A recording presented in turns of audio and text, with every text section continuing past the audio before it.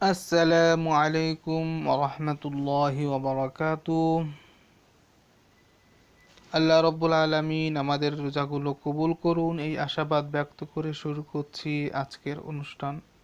কথা দীর্ঘ না করে আমরা খুব অল্প সময়ে রোজা সংক্রান্ত একটি মাসালা শিখব। মাসালাটি হলো, নাকে ওষুধ ড্রপ ব্যবহার করলে রোজার কোনো ক্ষতি হবে কিনা। নাকে ওষুধ ড্রপ ব্যবহার করলে রোজার ক্ষতি হবে কিনা।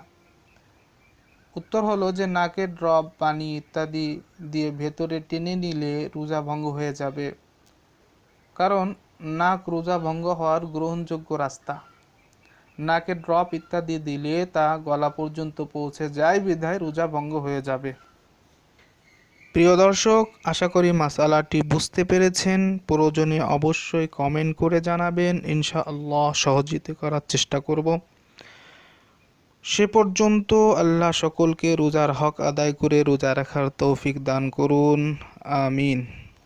আসসালামু আলাইকুম ওয়া রাহমাতুল্লাহ।